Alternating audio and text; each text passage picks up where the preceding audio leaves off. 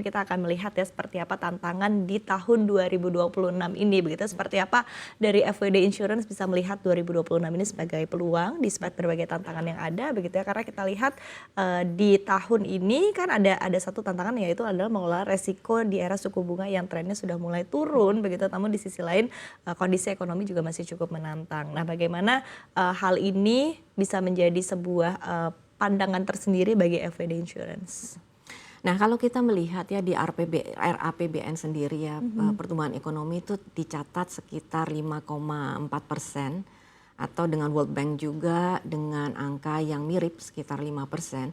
Jika kami melihat bahwa pertumbuhan ekonomi saja di angka tersebut itu cukup masih positif untuk pertumbuhan dari asuransi, bisnis asuransi jiwa itu sendiri juga. Jadi kami melihat bahwa perekonomian Indonesia sekarang ini itu cukup mendukung dari pertumbuhan asuransi jiwa sendiri. Oke, nah salah satu tantangan yang kerap dihadapi oleh industri perasuransian dari tahun ke tahun ini adalah inflasi medis begitu ya, dan angkanya juga cukup luar biasa. Jadi kita sempat berbincang begitu, Bu Arin menyampaikan 19% untuk tahun 2025 begitu ya, untuk inflasi medis. Nah, ini tentu menjadi sebuah tantangan tersendiri, mungkin juga menjadi salah satu tantangan utama begitu. Nah, seperti apa mungkin strategi yang disiapkan oleh perusahaan untuk menghadapi hal ini? Nah, sekali lagi kami tetap memberikan edukasi kepada masyarakat ya, walaupun preminya pun untuk asuransi kesehatan itu tergolong tidak murah, akan tetapi tetap lebih baik memiliki asuransi kesehatan daripada tidak sama sekali. Jadi pengelolaan keuangan untuk memiliki asuransi kesehatan itu adalah menjadi sangat penting, walaupun di tengah keadaan ekonomi seperti sekarang ini. Oke.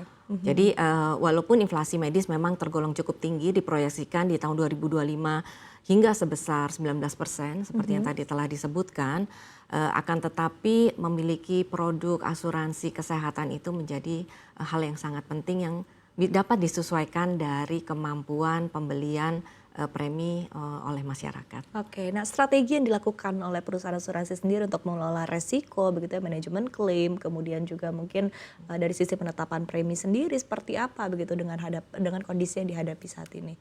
Kami sebetulnya menghadapi dari inflasi medis sendiri, kami telah meningkatkan jumlah premi yang dibutuhkan oleh produk asuransi kesehatan sendiri. Juga akan tetapi kami juga melihat dan disesuaikan dari kebutuhan masyarakat dan juga daya beli dari masyarakat, kemampuan untuk membeli produk asuransi itu sendiri. Jadi kami juga membalance gitu ya antara premi yang dapat dibeli dan mampu dibeli oleh masyarakat. Kami memiliki beberapa produk yang kami sesuaikan juga dari contohnya dari produk asuransi jiwa yang hanya mengcover Indonesia saja atau Asia ataupun seluruh dunia. Jadi itu pun disesuaikan dari kemampuan dan tingkat sosioekonomi dari masyarakat di Indonesia. Oke, tadi Bu Airin berkali-kali menyampaikan begitu ya, di tengah kondisi inflasi medis maka mungkin urgensi masyarakat untuk memiliki produk asuransi juga sebetulnya lebih besar begitu. Nah, tapi untuk newbie atau mungkin untuk pemula begitu Bu Airin, ini cocok produk apa yang sebetulnya cocok begitu ya untuk pemula ya baru membeli produk asuransi pertama begitu? Apakah tadi diarahkan untuk asuransi jiwa terlebih dahulu atau asuransi kesehatan, atau seperti apa produk yang mungkin ditawarkan begitu? Berbicara mengenai produk asuransi, kami merekomendasikan bahwa pertama kali yang paling penting adalah memikirkan produk asuransi kesehatan. Jadi produk pertama adalah produk asuransi kesehatan dilihat menjadi produk yang sangat penting. Jadi seorang individual untuk memiliki produk asuransi perlu amat sangat dipikirkan memiliki produk asuransi kesehatan. Selain itu setelah produk asuransi kesehatan untuk karena resikonya kita tidak pernah tahu kapan penyakit itu akan datang, dan juga seperti yang tadi sudah disebutkan bahwa biaya medis especially untuk penyakit katastrofik ya seperti kanker, penyakit jantung, stroke itu tergolong perawatannya sangat mahal. Oleh karena itu produk asuransi kesehatan menjadi sangat penting dimiliki untuk pertama kali. Selain itu biasanya kami juga merekomendasikan untuk masyarakat tetap memiliki produk asuransi jiwa. Jika terjadi resiko kematian, proteksi itu masih tetap ada untuk keluarga yang ditinggalkan. Oke, baik. Dan jangan lupa juga produk critical illness, penyakit untuk mengcover penyakit kritis juga menjadi sangat penting. Jadi 3 produk asuransi tersebut yang kami mengedukasikan kepada masyarakat untuk penting dimiliki. Oke, dan ini juga sebetulnya demand-nya juga cukup besar begitu ya. Nah, kemudian kita melihat mungkin strategi dan juga inovasi perusahaan begitu ya dalam mendorong permintaan dan menjaga pertumbuhan bisnis di sepanjang tahun 2026 seperti apa? Permintaannya cukup besar dan kami melihat bahwa pertumbuhan dari penjualan produk asuransi juga kami melihat masih optimis dan terlihat pertumbuhannya akan positif. Seperti yang tercatat bahwa penetrasi dari asuransi di Indonesia juga masih tergolong sangat kecil, sekitar 2,72% saja.